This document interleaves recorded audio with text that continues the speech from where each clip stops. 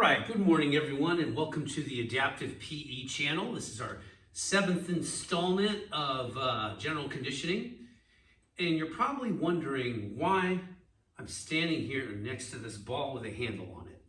Well, that's called a kettlebell.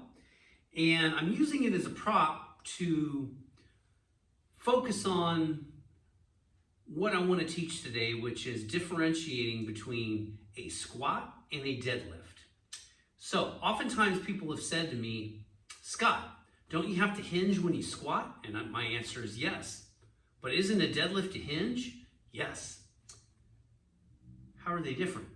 They are different, and I want to go over the differences today for one main purpose, to make you a better mover. That's the goal here today, okay? All right, don't forget to like and subscribe to our channel, APE. Hopefully you're all doing well and still exercising. Okay, today I want to start with, of course, the difference between a squat and a deadlift. So first of all, I always like to teach the deadlift or any type of hinge before I teach a squat. And the reason is you want to be able to use your posterior chain. Now, people that don't move well, they only bend in their knees. So their squat looks something like this. But I want your squat to look something like that, where your butt is back, okay? So the best way to build strength in the glutes and hamstrings is to teach the deadlift first. Okay, what is the deadlift? It's quite simply anything you pick up off the ground.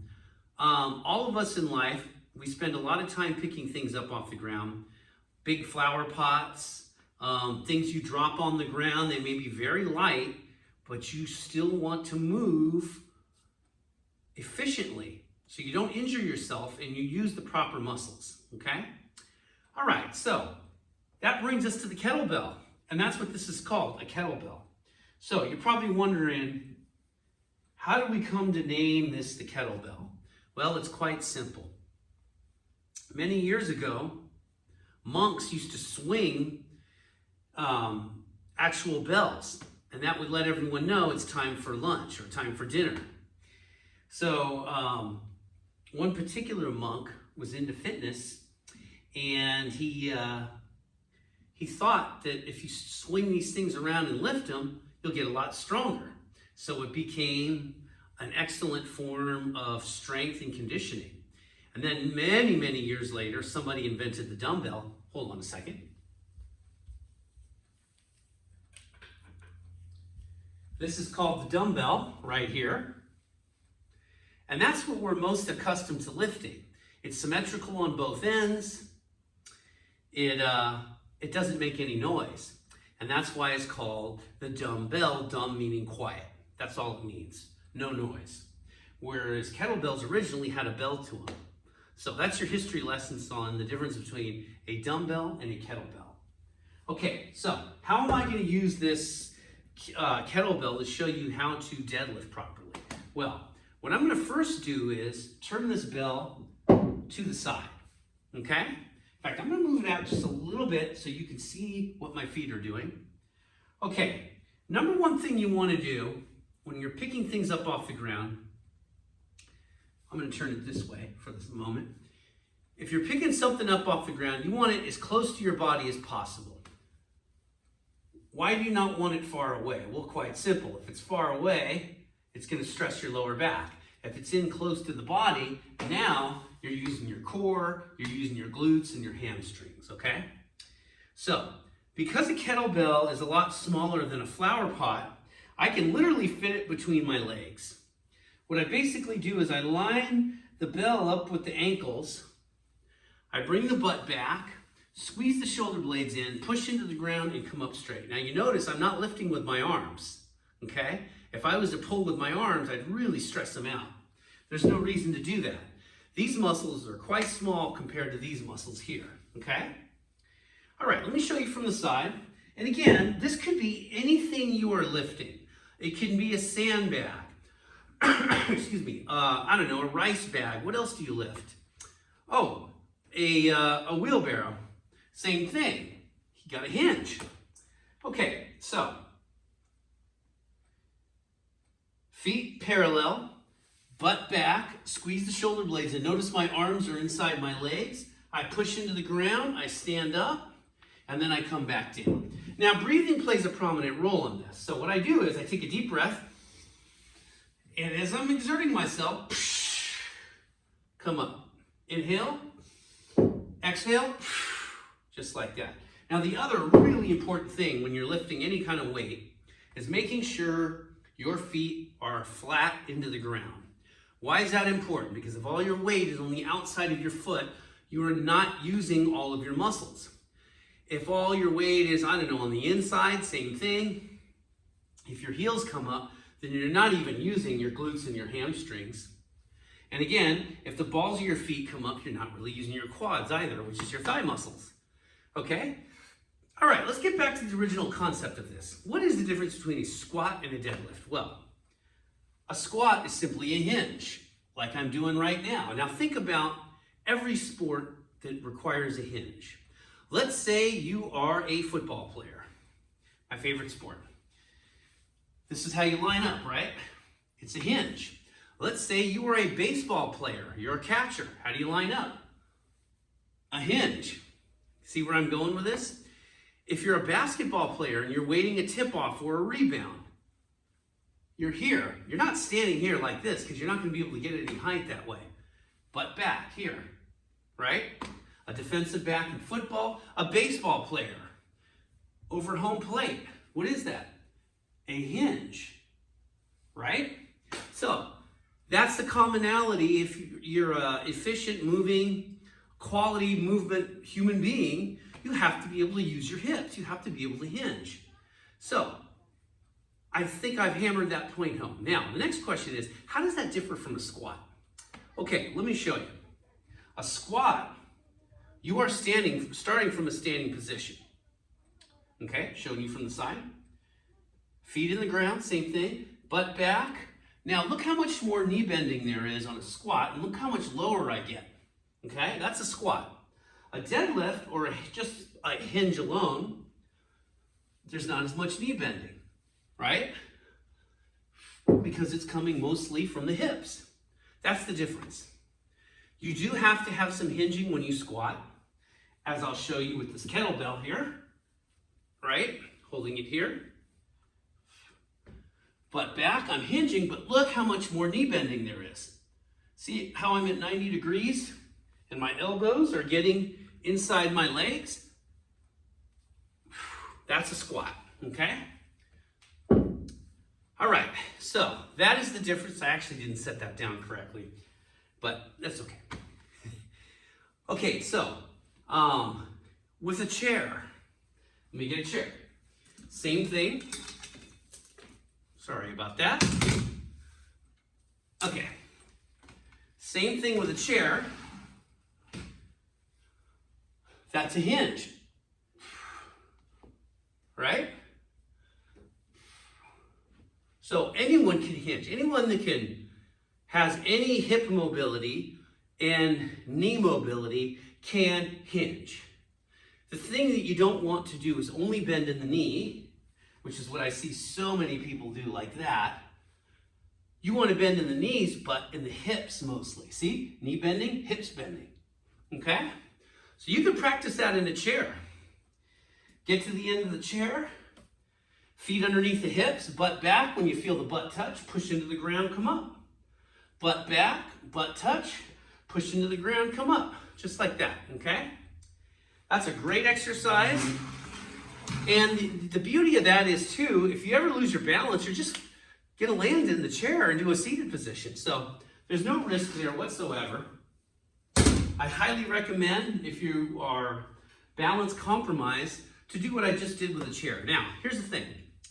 If you are quite a risk for falling, I would move that chair into a wall or a post stud like that so it doesn't move, and then you're fine. But if you are balance compromised and you just simply put a chair out there, you might slide into the chair and the chair might move on you. So just remember, keep the chair stable, all right? Okay, if you have any questions about what the difference is between a squat and a deadlift, or simply a hinge and a squat, please leave a comment. But I think you're getting it right now. I would guess, since I hammered that home quite well. Okay, the other thing I want to go over is just a few more exercises you can do that help you get up off the ground into a chair or up off the ground into a standing position, okay? One of the areas, let me make a few moves here.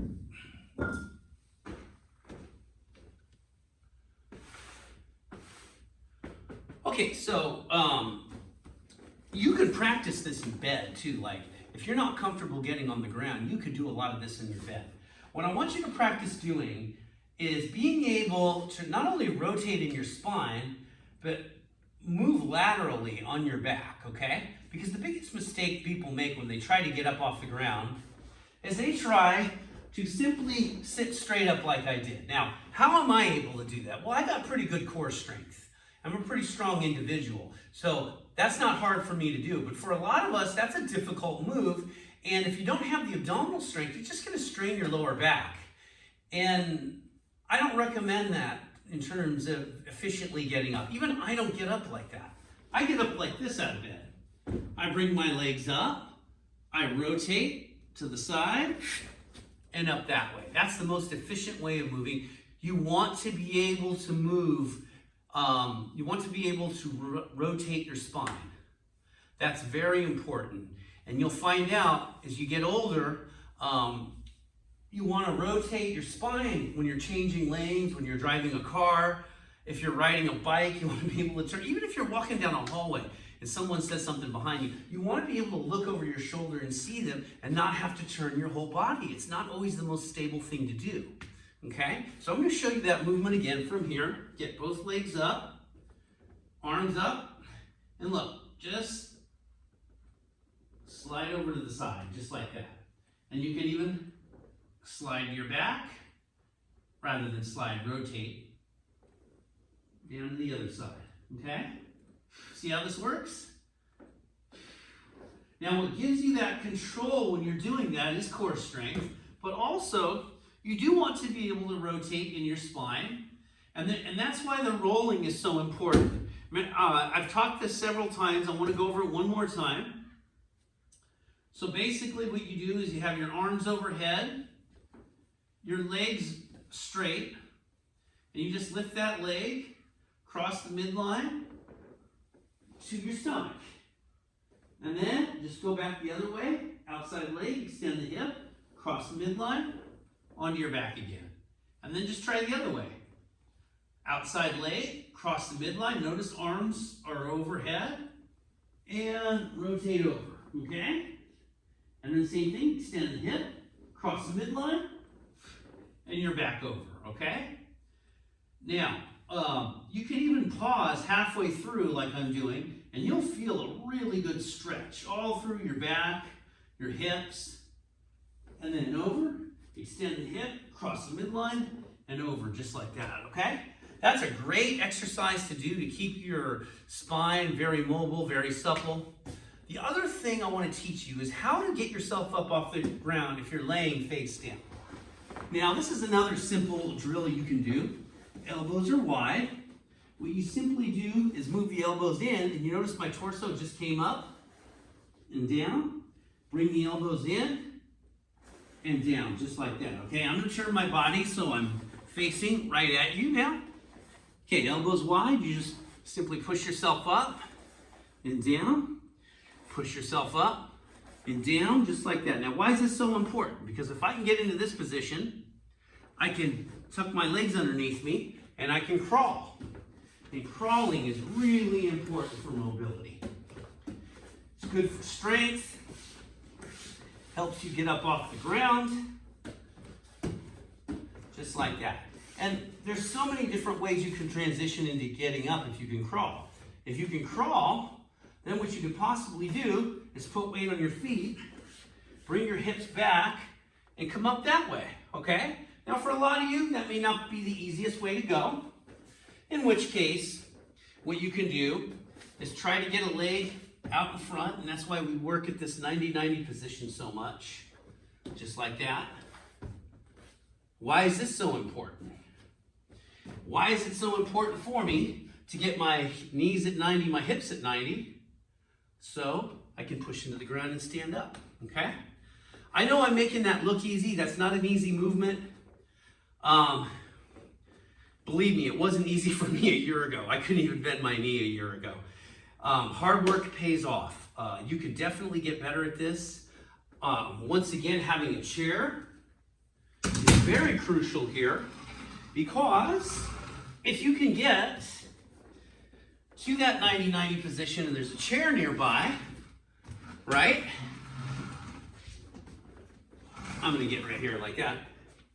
You can get into that 90-90 position with a chair, and you can drag that back leg in and carefully sit into a chair, okay? Hopefully that makes sense to you. Please comment if there's any questions you have about any of the techniques I've taught. This is good exercise, and you know, it's very functional, because the more functional you are, the more independent you're going to be. Quite simple. You want to be able to move well, and you want to be able to be a master of techniques.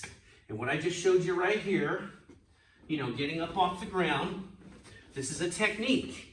This is called 90-90. And if you can push into the ground and come up, you're doing great. If you're not quite there yet, don't worry about it. If you can get into this position. Now, a lot of you have tight hips. It's just hard to get that leg over, but practice it. You can practice getting this leg out in front of you, just like this, one after the other. And then you try the other leg, one after the other. And eventually, that hip will start to loosen up. And it's not that the hip doesn't have the strength. Oftentimes, it's because the hip is just tight. And like I said, use that chair, slide in just like that, okay? So keep working your hips, the mobility and the strength, and you're gonna have healthier knees and even a healthier back, okay? All right, I hope you enjoyed this today. Hope you have a great rest of your day. Take care, keep drinking water, and keep exercising. Thank you.